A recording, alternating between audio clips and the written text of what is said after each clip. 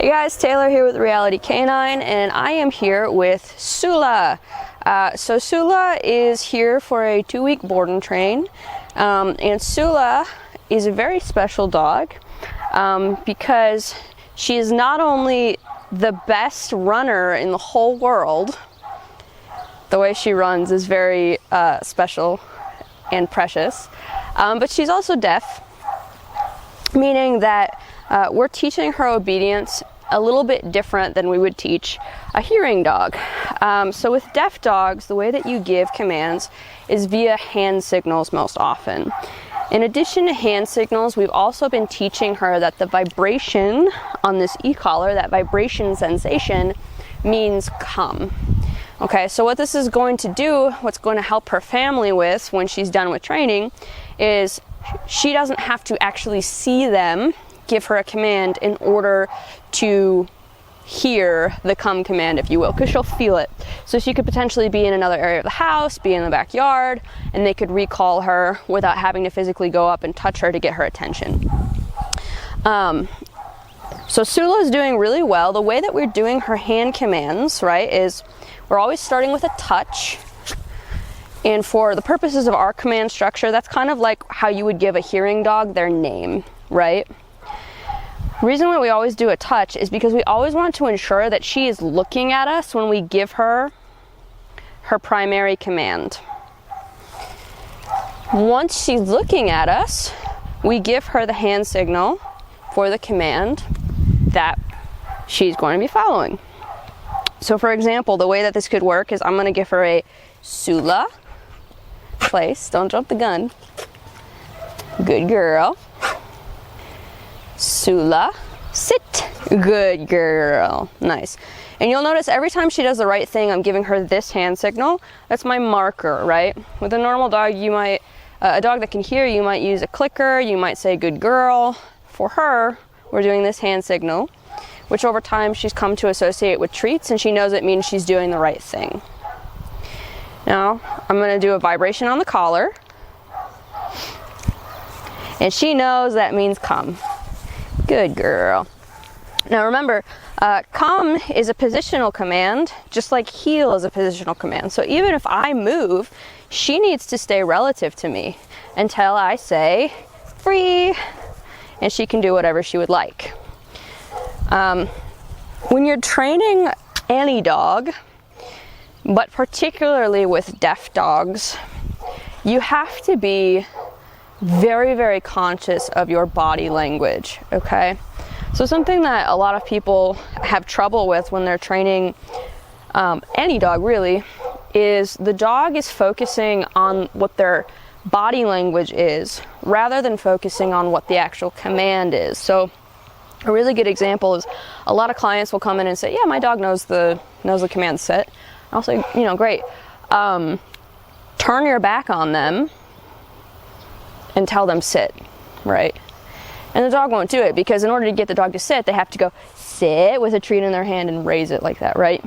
So when we're teaching dogs that can hear commands, after we've finished luring them into the command and they're kind of understanding how to get into that position, we start fading away all of our physical prompting. Now with a deaf dog, I want to fade away all of my physical prompting until all that's left is my command. So for example, for Sula, this is sit. Now you can imagine if multiple people in the family are giving her a command, and she doesn't have to do it because I didn't touch her beforehand, right? The touch cues that she needs to listen. Because you could imagine that somebody could do this physical gesture when they're not even talking. Like what if they're holding something, or what if they're holding their hand out, right? So the touch signals that she needs to pay attention, the command is for her. But you can imagine with something like this, you know, if you just told people that, you know, this means sit. Well, one person might do this up here, one person might do this out here, but in reality, we're very, very specific, right? You're holding a perfect right angle, your arm is touching your side, your palm needs to be up. That's sit. So you have to be very conscientious of exactly what you're doing with your body language, especially when you're teaching commands to a deaf dog, because there's a big difference, right, between this to her and this, right? So now I'm going to touch her to tell her she's got to listen to my command. Good girl. Every time she does the right thing, she gets a good girl. I'm actually going to free her so I can fix her leash. And now the big thing that we are working on, that we just started working on with her, is the no, okay? So for our purposes, no is used to tell the dog that they did the wrong thing without giving them a correction. Good girl. What this does is it allows the dog to make honest mistakes without being punished for confusion or mishearing. Good girl. So for example, if I was to give Sula a sit, but let's say she missaw what I did and she laid down. Well, in Sula's mind, she's listening. It would not be fair for me to give her a correction in an instance where she's trying and she just made an honest mistake, right? She's not deliberately being disobedient or ignoring me. So we teach the word no to mean, hey, you got the right or the wrong answer. You need to try again. Now, I say teach the word no. For Sula, we're doing this hand signal. Good girl. That means, hey, you did the wrong thing. Try again. Now, if I give that hand signal and Sula doesn't fix herself, I'm then going to give little leash pumps to help her get the right answer. And over time, she's going to associate that hand signal that means no with those corrections. No. Good girl. See, she fixes herself, right? So in this way, I've given her a word that allows me to be fair and let her know that she got the wrong answer, but I know it was an anonymous mistake and you can try again. Touch. Sula is a very mouthy dog, by the way. Something we've noticed while she's here. She's incredibly tactile, very mouthy, almost like puppy mouthy, even though she's not really a young puppy anymore. No. One more try. And then we do a little correction. Good girl. She's very tactile, so you'll walk by her and she'll like nibble on your pants. If you go to pet her, she loves mouthing you. Many times when I go to touch her, she wants to give a little mouthiness to my hand. It's very likely because, you know, many people have talked about how when one of your senses goes, your other senses become more pronounced. You have to rely on them more. She's a very tactile dog. Good girl. And she's also very, very attuned to body language. No. Place, place, place, place, place. Good girl. This is the first training session that she's done out in the backyard. So she is breaking a little bit more than she normally would just because there's new smells to contend with. No. No. I'm saying it just so you know what I am doing with my hands. Sula obviously can't hear me. Good girl.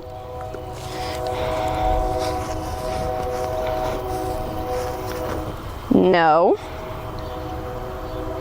No. She's still learning what no means. We'll do many progressions of this. And over time, she'll learn when I give her that signal, she can just fix herself right away and avoid the correction. Good girl. Now we're going to try the vibration collar, which she's just been introduced to. Vibrate. Good girl. Good girl. And remember, come is a position, so she must remain in front of me in position, regardless of where I move. Good girl. And now tap, heel. Again, Sula cannot hear me. I am saying the commands for your benefit.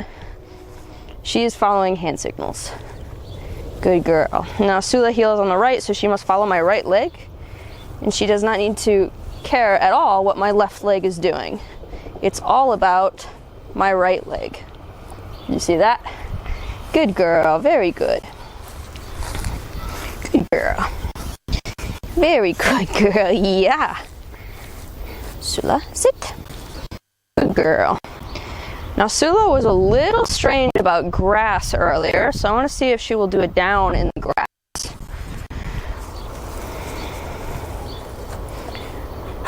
Not all, very nice. Good girl. Good girl. Good girl. Do that. Good girl. Don't eat so fast. You mustn't eat so fast. And she's there. And now let's see if she breaks. Good girl. I give her no. Good girl.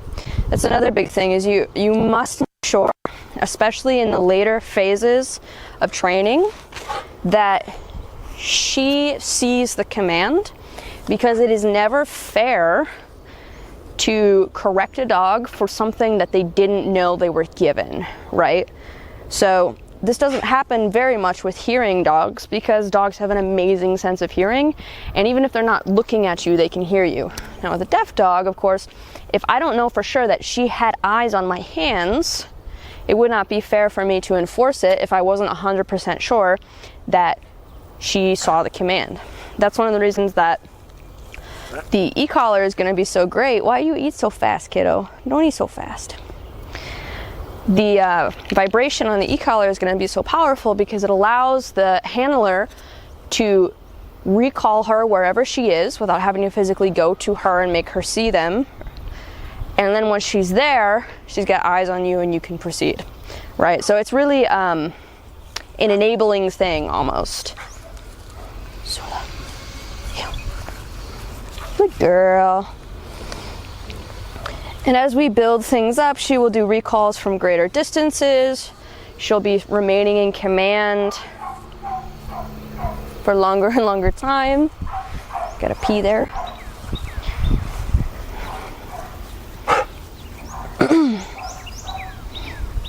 Nice. Good girl, nice. No. No. No. She didn't fix herself. Oh, good girl. Good girl. No. Now once she's learned the no, I will stop doing this exercise. You can see she's not making an honest mistake here. She's just breaking. But in order to teach it to her, I have to first present it to her many, many times so she can pair the no with the correction. And then once she's learned it, I can use it in those situations where she's making an honest mistake. In situations like this, after she's learned it, I would just go straight to the little leash pumps. Again, these leash pumps are very gentle. They're designed to be annoying. You can see she's not very stressed out. She's very zen.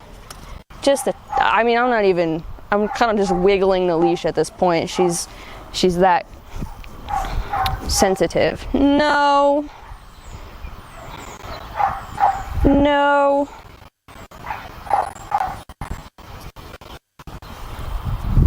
Good girl.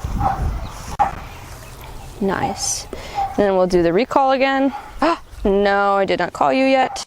No. Girl. She's jumping the gun because she sees me putting my hand on the remote. And she's associated me putting my hand on the remote with the vibration following. Good girl. So she has to learn. No. Place. To wait. Good girl. Buzz. Good girl. Nice. Good girl. Sula free. Nice.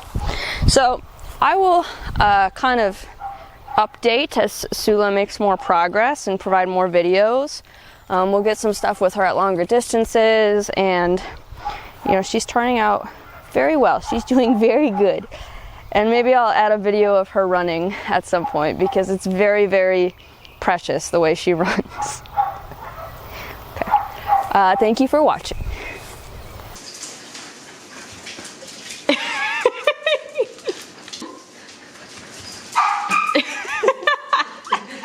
Good job, Sula.